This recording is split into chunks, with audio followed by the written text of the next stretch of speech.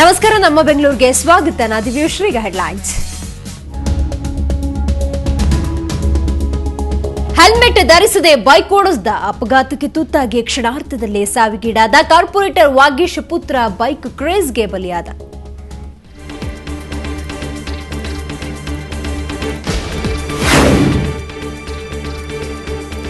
ಪ್ರೀತಿಸಲೊಪ್ಪದ ಯುವತಿಯ ಪತಿಯನ್ನೇ ಹತ್ಯೆಗೈದ, ಸುಪಾರಿ ಕೊಟ್ಟ ವಕೀಲ ಪೊಲೀಸರಿಗೆ ಸಿಕ್ಕಿಬಿದ್ದ, ಕಾನೂನು ರಕ್ಷಕನೇ ಕೊನೆಗೂ ಜೈಲು ಪಾಲಾದ.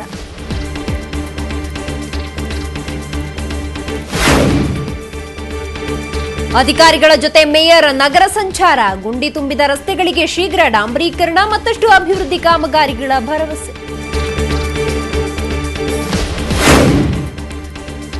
ಸಿಲಿಕಾನ್ ಸಿಟಿಯಲ್ಲಿ ಬೆಂಗಳೂರು ಸಾಹಿತ್ಯೋತ್ಸವ, ದೇಶ ವಿದೇಶದ ಪ್ರಸಿದ್ಧ ಸಾಹಿತಿಗಳ ಸಂಭ್ರಮೋತ್ಸವ, ಲಿಟರೇಚರ್ ಫೆಸ್ಟ್ನಲ್ಲಿ ಅಕ್ಷರ ಪ್ರೇಮಿಗಳ ಕಲರವ.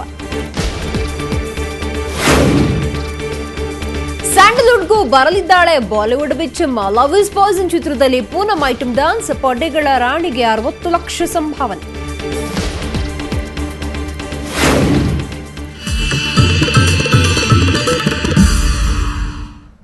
ಆತ ಪಿಯು ವಿದ್ಯಾರ್ಥಿ, ಕಾರ್ಪೊರೇಟರ್ ಮಗ ಬೇರೆ. ನಿತ್ಯ ಕಾರ್ನಲ್ಲೇ ಕಾಲೇಜಿಗೆ ಹೋಗಿ ಬರ್ತಿದ್ದ.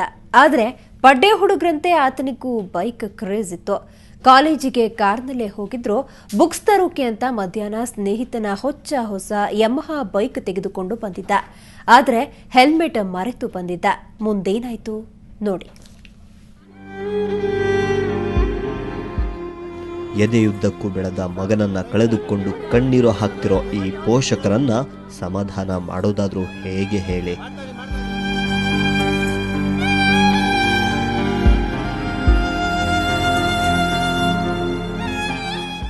ಹೀಗೆ ಹೂಮಾಲೆಗಳ ಮಧ್ಯೆ ಮರೆಯಾಗಿರೋದು ತೇಜಸ್. ಮಾರುತಿ ಮಂದಿರ ವಾರ್ಡ್ ಬಿಬಿಎಂಪಿ ಸದಸ್ಯ ವಾಗೇಶ್ ಅವರ ಪುತ್ರ. ಪಿಯು ವಿದ್ಯಾರ್ಥಿಯಾಗಿದ್ದ ತೇಜಸ್ ಇವತ್ತು ಅಪಘಾತದಲ್ಲಿ ದುರಂತ ಸಾವನ್ನಪ್ಪಿದ್ದಾನೆ. ಈತನ ಶವವನ್ನ ಮನೆಗೆ ತಂದಾಗ ಬಂಧುಗಳು ಹಾಗೂ ಆಪ್ತರ ಆಕ್ರಂದನ ಎಲ್ಲರೂ ಮಮ್ಮಲ ಮರಗುವಂತಿತ್ತು. ಫಸ್ಟ್ ಅವ್ರ ತಂದೆ ತಾಯಿಗೆ ಮೊದಲವ್ರಿಗೆ ಒಂದು ದೇವರವ್ರಿಗೆ ಒಂದು ಇದು ಕೊಡಲಿ, ನೆಮ್ಮದಿ ಕೊಡಲಿ. ಯಾಕಂದರೆ ಇವತ್ತು ಮಗ ಕಳ್ಕೊಂಡಿರೋದ್ರಿಂದ ಭಾಳ ತುಂಬ ನೋವು ಅನುಭವಿಸ್ತಾ ಇದ್ದಾರೆ. ಒಬ್ಬನೇ ಮಗ, ಬಟ್ ಮುದ್ದಾಗಿ ಸಾಕಿದ್ರು. ಅಚಾನಕ್ಕಾಗಿ ನಾಯಂಡಹಳ್ಳಿ ಜಂಕ್ಷನ್ನಾಗಿ ಏನೋ ಬರ್ತಾಯಿದ್ರು. ಯಾವುದೋ ಸ್ಕೂಲ್ ಬಸ್, ಏನೋ ನ್ಯಾಷನಲ್ ಹೆವಿ ಬಸ್ ಅಂತ ಗೊತ್ತಾಯಿತು. ಟಚ್ ಆಗಿ ಏನೋ ಬಸ್ ಹೊಟ್ಟೆ ಮೇಲೆ ಹರಿದ್ಬಿಡ್ತು ಅಂತ ಗೊತ್ತಾಯಿತು. ನಾವು ಕೂಡ ಪೆನಾಶಿ ಹಾಸ್ಪಿಟ್ಲಿಗೆ ಹೋಗಿದ್ವಿ. ಸೆಕೆಂಡ್ PUC ಓದ್ತಾ ಇದ್ದ, ಜೈನ್ ಕಾಲೇಜು. ಭಾಳ ಒಳ್ಳೆ ಹುಡುಗ, ಬಟ್ ಅಚಾನಕ್ಕಾಗಿ ಆಕ್ಸಿಡೆಂಟಾಗಿ ತೀರ್ಕೊಂಡ್ಬಿಟ್ರು. ಕಾರ್ಪೊರೇಟರ್ ವಾಗೇಶ್ ಪುತ್ರನಾಗಿದ್ದ ತೇಜಸ್ ಮನೆಯವರ ಸೂಚನೆಯಂತೆ ನಿತ್ಯವೂ ಕಾರಿನಲ್ಲಿ ಕಾಲೇಜ್ಗೆ ಹೋಗ್ತಿದ್ದ. ಆದರೆ ಈತನಿಗೋ ಬೈಕ್ ರೇಸ್. ಎಂದಿನಂತೆ ಇವತ್ತು ಕೂಡ ಕಾಲೇಜ್ಗೆ ಹೋಗಿದ್ದ ತೇಜಸ್ ಸ್ನೇಹಿತನ ಹೊಸ ಯಮಾ ಬೈಕ್ನಲ್ಲಿ ಪುಸ್ತಕ ತರೋದಾಗಿ ಮನೆ ಕಡೆ ಹೊರಟಿದ್ದ. ಆದರೆ ನಾಗರಭಾವಿ ಸರ್ಕಲ್ ಬಳಿ ಈತನ ಬೈಕ್ಗೆ ನ್ಯಾಷನಲ್ ಹಿಲ್ ಸ್ಕೂಲ್ ಬಸ್ ಡಿಕ್ಕಿ ಹೊಡೆದಿತ್ತು. ಹೆಲ್ಮೆಟ್ ಧರಿಸದೆ ಬೈಕ್ನಲ್ಲಿ ಬಂದಿದ್ದ ತೇಜಸ್ ತೀವ್ರವಾಗಿ ಗಾಯಗೊಂಡಿದ್ದ. ಆಸ್ಪತ್ರೆಗೆ ಸಾಗಿಸುವಷ್ಟರಲ್ಲೇ ಆತನ ಪ್ರಾಣ ಪಕ್ಷಿ ಹಾರಿ ಹೋಗಿತ್ತು.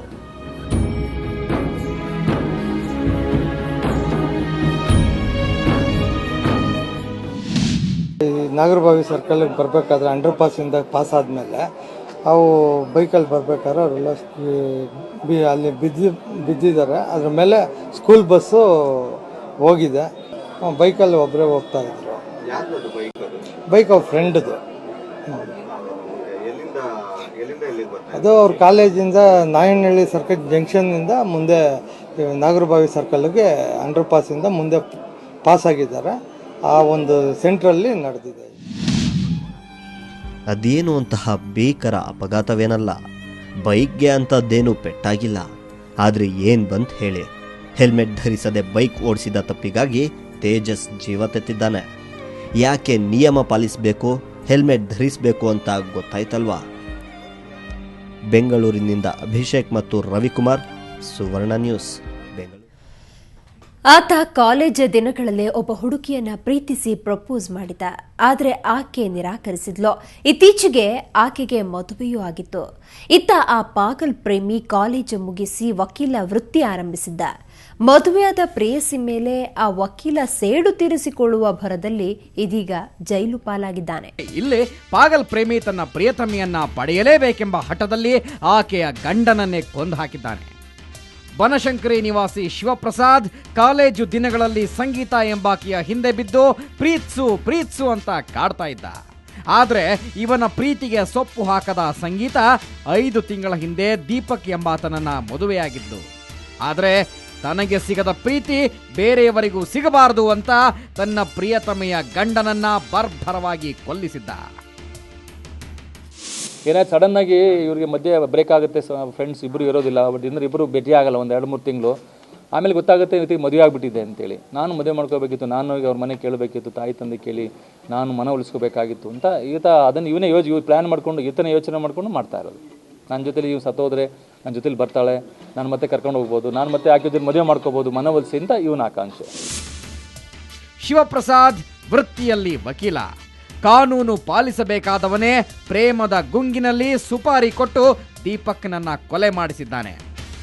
ಕಳೆದ 16ನೇ ತಾರೀಕು ಬನಶಂಕರಿಯ ಕೆಆರ್ ರಸ್ತೆ ಬಳಿ ದೀಪಕ್ನನ್ನ ಬರ್ಭರವಾಗಿ ಹತ್ಯೆ ಮಾಡಲಾಗಿತ್ತು. ಪ್ರಕರಣದ ಸಂಬಂಧ ಆರೋಪಿ ಶಿವಪ್ರಸಾದ್, ಅಲ್ತಾಫ್, ಅಮನ್ ಲೋಕಿ, ನಯಾಜ್ ಸೇರಿದಂತೆ 8 ಮಂದಿಯನ್ನ ಬಂಧಿಸಲಾಗಿದೆ. ಇವರಿಗೆ ತಿರಸ್ಕರಿಸೋದಕ್ಕಾಗಿ ವ್ಯಾಮೋಹವನ್ನು ಇಟ್ಟುಕೊಂಡು ಇವರಿಗೆ ನಾನು ಮದುವೆ ಆಗಬೇಕು, ಇವರಿಗೆ ನಾನು ಹೇಗಾದರೂ ಪಡೆಯಬೇಕು ಅನ್ನೋ ಒಂದು ಮನಸ್ಸು ಇಟ್ಟುಕೊಂಡು ಒಂದು ಸುಪಾರಿ ಕೊಟ್ಟು ಈ ಕೊಲೆ ಮಾಡಿಸಿದ್ದಾರೆ. ಇವರು ವೃತ್ತಿಯಿಂದ ವಕೀಲರಿದ್ದಾರೆ ಶಿವಪ್ರಸಾದ್, ಮತ್ತು ಇನ್ನಿತರ 7 ಜನರು ಇದರಲ್ಲಿ ಈ ಕೊಲೆಯಲ್ಲಿ ಶಾಮೀಲಾಗಿದ್ದಾರೆ. ಆದರೆ ವಕೀಲನ ಹುಚ್ಚು ಪ್ರೇಮಕ್ಕೆ ಮುಗ್ಧೆ ಸಂಗೀತ ಇದೀಗ ವಿಧವೆಯಾಗಿದ್ದಾಳೆ. ಒಟ್ನಲ್ಲಿ ಕಾನೂನು ಪಾಲಕನಾಗಬೇಕಾಗಿದ್ದ ಶಿವಪ್ರಸಾದ್ ಈ ರೀತಿ ಹಂತಕನಾಗಿ ಜೈಲು ಸೇರಿರೋದು ನಿಜಕ್ಕೂ ದುರಂತವೇ ಸರಿ. ಬೆಂಗಳೂರಿನಿಂದ ಕ್ಯಾಮರಾಮನ್ ಮಹೇಶ್ ಜೊತೆ ರಮೇಶ್, ಕ್ರೈಮ್ ಬ್ಯೂರೋ, ಸುವರ್ಣ ನ್ಯೂಸ್. ಕರ್ನಾಟಕ ಪ್ರದೇಶ ಕುರುಬರ ಸಂಘದ ಕಾರ್ಯಕಾರಿ ಸಮಿತಿ ಚುನಾವಣೆಗೆ ತಮ್ಮ ಕಡೆಯವರೇ ಅಧಿಕಾರದಲ್ಲಿ ಮುಂದುವರಿಯಬೇಕು ಅನ್ನೋ ದೃಷ್ಟಿಯಿಂದ ಕೆಆರ್ಪುರಂ ಶಾಸಕ ಭೈರತಿ ಬಸವರಾಜ ಬೆದರಿಕೆ ಒಡ್ಡಿದ್ದಾರೆ ಅಂತ ಅನಿಲ್ ಗಾಂಧಿ ಎಂಬುವರು ಆರೋಪ ಮಾಡಿದ್ದಾರೆ. ಕುರುಬರ ಸಂಘಕ್ಕೆ ಪ್ರಜಾಪ್ರಭುತ್ವ ಮಾದರಿ ಚುನಾವಣೆ ನಡೆದು 6 ವರ್ಷಗಳಾಗಿವೆ. ಪ್ರತಿ ವರ್ಷ ಕೆಲವು ಪ್ರಭಾವಿಗಳ ನಿಯಂತ್ರಣದಲ್ಲಿರೋ ಸಂಘಕ್ಕೆ ಚುನಾವಣೆ ನಡೆಯದೆ ಅವಿರೋಧ ಆಯ್ಕೆ ಆಗುತ್ತಲೇ ಬಂದಿದೆ. ಸಂಘದಲ್ಲಿ ಸಾಕಷ್ಟು ಅವ್ಯವಹಾರವೂ ನಡೆದಿದೆ. ಅದರಿಂದ ಬೇಸತ್ತಿರೋ ಕೆಲವರು ಚುನಾವಣೆ ಮೂಲಕವೇ ಸದಸ್ಯರ ನೇಮಕಾತಿ ಆಗಲಿ ಅಂತ ಪಟ್ಟು ಹಿಡಿದಿರೋದೇ ಶಾಸಕರು ಗರಂ ಆಗಲು ಕಾರಣ ಎಂದು ಅನಿಲ್ ಗಾಂಧಿ ದೂರಿದ್ದಾರೆ. ನಾಳೆಯೇ ಚುನಾವಣೆ ಇರುವುದರಿಂದ ನನ್ನ ಮೇಲೆ ಗಲಾಟೆ ಮಾಡುವ ಸಂಭವ ಇದ್ದು ರಕ್ಷಣೆ ನೀಡಬೇಕು ಅಂತ ಅನಿಲ್ ಗಾಂಧಿ ಕೋರಿದ್ದಾರೆ.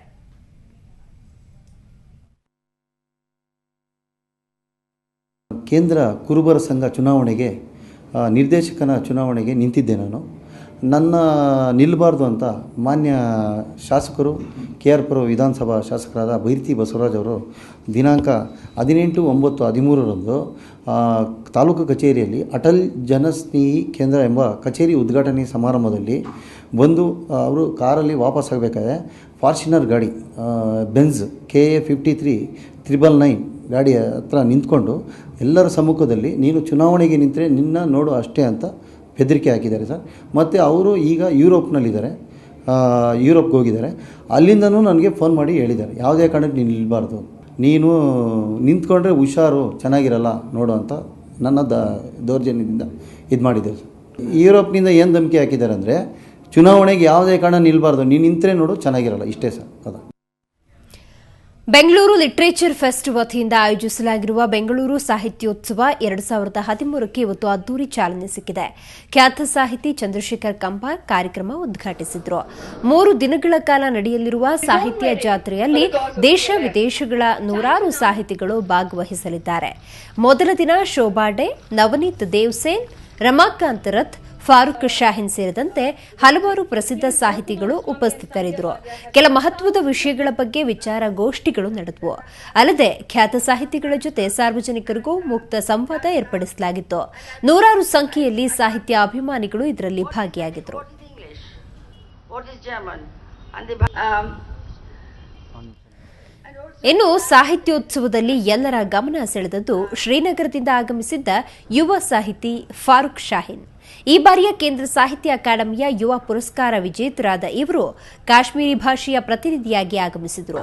ಮತ್ತೊಂದು ವಿಶೇಷ ಅಂದರೆ ಇದೇ ತಿಂಗಳ 29 ಹಾಗೂ 30ರಂದು ಇವರ ಮದುವೆ ನಿಶ್ಚಯವಾಗಿತ್ತು. ಆದರೆ ತಮ್ಮ ಭಾಷೆ ಹಾಗೂ ಸಾಹಿತ್ಯದ ಮೇಲಿನ ಪ್ರೇಮದಿಂದಾಗಿ ಈ ಸಾಹಿತ್ಯೋತ್ಸವದಲ್ಲಿ ಪಾಲ್ಗೊಂಡಿದ್ರು. ಮದುವೆ ನನ್ನ ವೈಯಕ್ತಿಕ ವಿಚಾರ, ಅದನ್ನ ಯಾವಾಗ ಬೇಕಾದರೂ ಆಗಬಹುದು. ಆದರೆ ಇಂತಹ ಸಮಾರಂಭದಲ್ಲಿ ಭಾಗಿಯಾಗುವ ಅವಕಾಶ ಸಿಗೋದಿಲ್ಲ ಅಂತ ಅಭಿಪ್ರಾಯ ಹಂಚಿಕೊಂಡ್ರು. मैरिज तो हर एक इंसान में मतलब उसके लिए बहुत ज़रूरी है. ये ज़िंदगी का बहुत बड़ा ही इवेंट है. मैरिज तो मुझे करनी ही करनी थी, लेकिन बेंगलुरु फेस्टिवल जो है इसको अगर मैं मैरिज कर लेता तो मैं यहाँ नहीं आ पाता, तो ये मेरी ज़िंदगी से दूर चला जाता. मैरिज तो जिससे मुझे शादी करनी है तो वो मेरी ज़िंदगी में हमेशा के लिए आएगी. और जब मैंने उसके साथ ये शेयर किया, अपने पेरेंट्स के साथ शेयर किया, अपनी डायनेस्टी के बड़े बड़े लोगों के साथ शेयर किया, तो उन्होंने मुझे पूरा इसमें सहयोग दिया. उन्होंने मुझे ಇನ್ನು ಖ್ಯಾತ ಅಂಕಣಗಾರ್ತಿ ಹಾಗೂ ಸಾಹಿತಿ ಶೋಭಾಡೆ ಕೂಡ ಬೆಂಗಳೂರು ಸಾಹಿತ್ಯೋತ್ಸವದಲ್ಲಿ ಇವತ್ತು ಸಕ್ರಿಯವಾಗಿ ಭಾಗಿಯಾಗಿದ್ದರು. ಸುವರ್ಣ ನ್ಯೂಸ್ಗೆ ವಿಶೇಷ ಸಂದರ್ಶನ ನೀಡಿದ ಅವರು ಬದಲಾಗಿರೋ ಬೆಂಗಳೂರು ಹಾಗೂ ಪ್ರಸಕ್ತ ರಾಜಕೀಯದ ಬಗ್ಗೆ ಮುಕ್ತವಾಗಿ ಮಾತನಾಡಿದರು. ಮಡಿವಂತಿಕೆ ಇಲ್ಲದಂತಹ ಬರಹಗಳು, ವಿವಾದಾತ್ಮಕ ಹೇಳಿಕೆಗಳು, ವಿವಾದಾತ್ಮಕ ಬರಹಗಳು, ಹೀಗೆ ಖ್ಯಾತರಾದಂತಹ ಒಬ್ಬ ಲೇಖಕಿ ನಮ್ಮ ಜೊತೆ ಇದ್ದಾರೆ. ಆರಂಭದಲ್ಲಿ ರೂಪದರ್ಶಿಯಾಗಿ, ನಂತರ ಪತ್ರಕರ್ತರಾಗಿ ಸೇವೆ ಸಲ್ಲಿಸಿ ಸಾಕಷ್ಟು ಬರಹಗಳಿಂದ ಹೆಸರು ಮಾಡಿರತಕ್ಕಂಥ ಖ್ಯಾತ ಲೇಖಕಿ ಶೋಭಾಡೆ ಅವರು ಸುವರ್ಣ ನ್ಯೂಸ್ಗಾಗಿ ಎಕ್ಸ್ಕ್ಲೂಸಿವ್ ಇಂಟರ್ವ್ಯೂ ಕೊಡ್ತಾ ಇದ್ದಾರೆ. ಸೊ ಮೊದಲನೇದಾಗಿ ಅವ್ರನ್ನ ಕಾರ್ಯಕ್ರಮಕ್ಕೆ ಸ್ವಾಗತ ಮಾಡೋಣ. Hello madam, welcome to the show. Thank you very much. Thank you very much. Thank you. Madam, first of all, I would like to ask you, how do you like to connect yourself with Bangalore? Well, I've been coming to Bangalore for at least 30 years. Okay. So I've seen the city change. Some of the changes are great, some of them are not so great. What is your take on the rise of Narendra Modi? It's a very interesting phenomenon because he's a very interesting man, controversial, with as many enemies as he has admirers. He has his followers who have a lot of faith in his dynamism. He's very charismatic, that no one can deny. He is a very good orator. But then there have been other world figures in history who have also been great orators, like Hitler, like Mussolini. So it depends whether you want an orator as a leader of a democracy who has a slightly dictatorial approach to governing the country, or you want maybe someone else who right now may not be the obvious candidate, but always in a crisis a candidate does get thrown up who one least expects. Madam, do you see a serious politician in Rahul Gandhi? I don't know what you mean by a serious politician. It's almost as if he is destined to play some role in our country. Whatever that role may be, it's because we are a very in that sense, dynastic rule is something that we still, not just at the center, but in all our states as well. Most of the chief ministers happen to be sons of former chief ministers. So this obsession with dynasty is very part of our culture. So Rahul Gandhi, in one way or the other, is going to be playing a role. What that role is, it's up to him to decide. Okay, madam, thank you so much. Hope you are enjoying here. Have a pleasant stay. Thanks very much. Thank you for inviting me. ಇದು ಶೋಭಾಡೆ ಅವರ ಮನದಾಳದ ಮಾತು. ಹಲವಾರು ವಿಚಾರಗಳನ್ನು ಮನಬಿಚ್ಚಿ ಸುವರ್ಣ news ಜೊತೆನಲ್ಲಿ ಮಾತನಾಡಿದ್ದಾರೆ. ಬೆಂಗಳೂರಿನಿಂದ camera person Prakash ಜೊತೆನಲ್ಲಿ ಅರವಿಂದ್ ಸೇತುರಾವ್, ಸುವರ್ಣ ನ್ಯೂಸ್. ನಮ್ಮ ಬೆಂಗಳೂರು ಮುಂದುವರಿಯುತ್ತೆ ಬ್ರೇಕ್ ನಂತರ.